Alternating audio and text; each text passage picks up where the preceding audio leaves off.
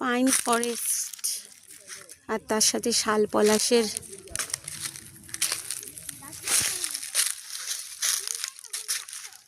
পলাশের সমারোহ।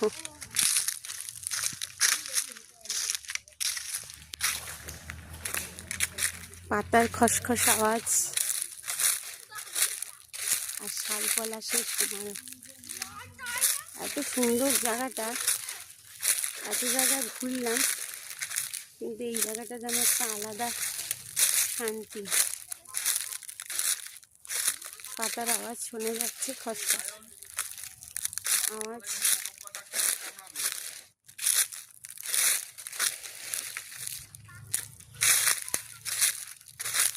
দেখুন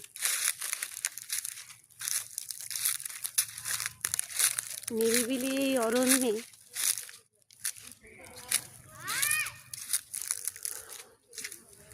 কখনো কি কেউ থাকে? শুধু কিছুক্ষণের জন্য আমরা সময় কাটিয়ে যাই, আর বাকি অনন্তকাল ধরে এই অরণ্য নিজেরা বয়ে বেড়াচ্ছে নিজেদের কত কথা, কত রহস্য, কত সৌন্দর্য। শুধু পাখির কলকাকলি আর কিছু ছোটোখাটো জন্তু জানোয়ারের আনাগোনা ছাড়া এখানে মানুষের তো কোনো